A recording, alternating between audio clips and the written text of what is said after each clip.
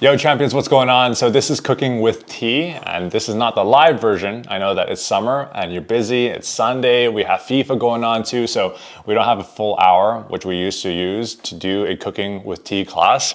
Maybe we'll do this in the future, but for today, we're gonna make a very short and simple video so that you know how to make the grilled cheese burrito.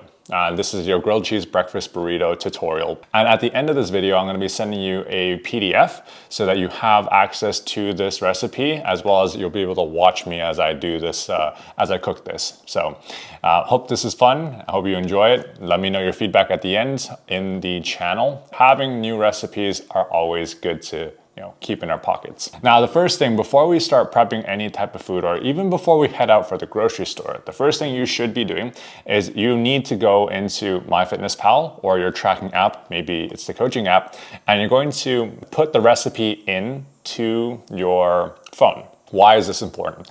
This is important because this will allow you to know whether or not you have the right macro split. You can adjust before you start to cook your meals, because if you already started to cook your meals and you already made the meals and you input it afterwards, you really cannot change anything. Like, it's already been made, so you're likely to either go over or go under. But when you are prepping, that is where the magic happens. That's when you're going to be inputting everything to see if you need to make adjustments to specific ingredients to reduce fats, increase proteins, or increase carbs or reduce carbs. You get it, right? So this is the time when we're gonna figure that out. So firstly, we're going to go to MyFitnessPal. We're going to click onto My Recipes. We're going to click Create Recipe. Now at this point, I'm going to go and put in my grilled cheese breakfast burrito. Okay, and then I'm going to write in how many servings I plan to make for this meal. And now for this meal, it's going to be 10 servings. So we're going to put in 10. Perfect. Now we're going to go into next. This is where we're going to be adding in the ingredients. We're going to click add ingredients, and we're going to start to input all of our foods. Now there's an even easier way to do this, but it may be a little bit inaccurate. If you click bulk import items here, you'll be able to write down all of the ingredients that you're going to be using for this recipe, which will be listed on the PDF. You can click next, and then you'll be able to find that for you. Now, unfortunately, at the time of me making this, it's not allowing me to make the recipe. I'm getting an error. So on your end, try this out and adjust the ingredients. Make sure you're swapping out foods to have the exact brands that you are using, because that also makes a difference. Calories are going to be different. Macros will be slightly different as well. Now on to the cooking.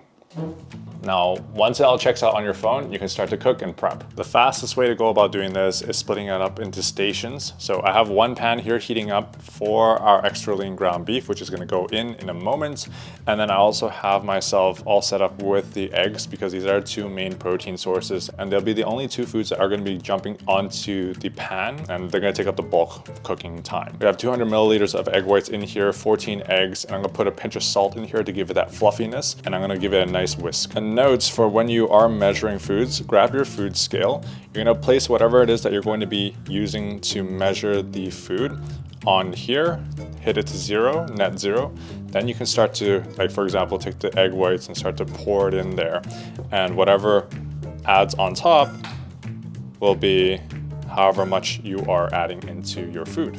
We're going to need our onions, so we're going to chop these first. I'll give it a nice little dice.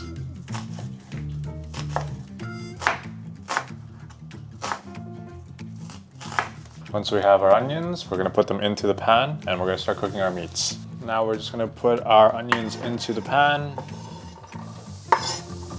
Nice. And we're also going to now add in our beef. Not the easiest when you have 1.5 kilos to toss in. Now once we've tossed in our salts, we're just breaking this up, setting it to high. We're gonna whisk the eggs, beat the yolks first, and then go for a little whisk. Fork works well. You have a whisk, that's even better. Sometimes I even whisk with a chopstick. Just make sure you put a pinch of salt in here. All right, once we're golden brown, we're looking to add in tomato paste. We're gonna be putting in 350 grams. Put that right on top.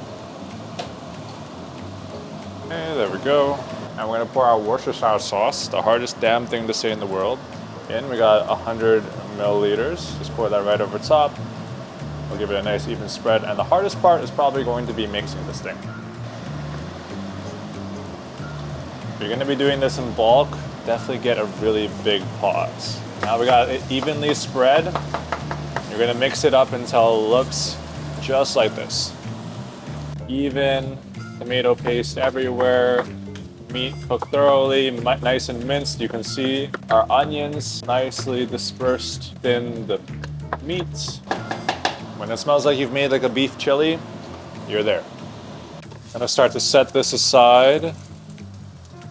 All right, so next we're putting in our butter. Okay, nice and heated up, making it melt. And once it's all nice and coated on the pan, we're going to add in our eggs. Now the key here is we're going to just slowly push it as we keep that on like a nice medium heat.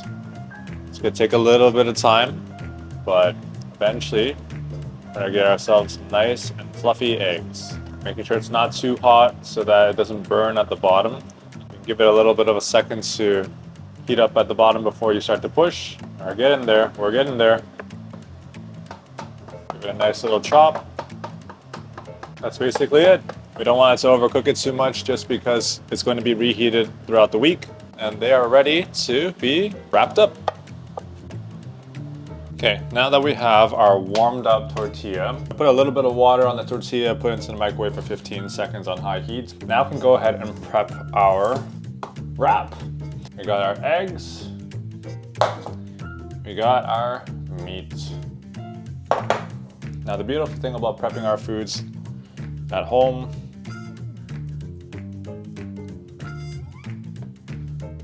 now, if you aren't sure about how much you should be putting into each wrap, it doesn't really matter too much as long as you're using all of the ingredients. So in this case, we have 10 servings. So as long as we're putting in all 10, it doesn't have to be even, and we're eating it throughout the week, then we're going to be getting all of those calories within 1 week, as well as protein.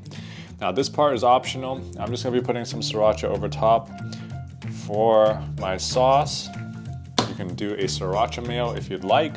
And we're going to now close up on the sides, giving a nice little gentle massage. And be careful, otherwise if you go too hard, then it's going to rip. And if it's dry, it's also going to rip. So make sure that it's nice and warm, a little bit moist. Now I did say that this is a grilled cheese burrito. So this is where our cheese comes in. We're going to place it onto the grill. Then we're going to place our wrap right over top. Bam. Might be one of the ugliest burritos. Give it a little bit of a push at the bottom here. Give it a nice little press against the tortilla. Give it a nice little flip. Bam! There she is. Grilled cheese breakfast burrito. Look at that beauty. All right, so this is the finished product.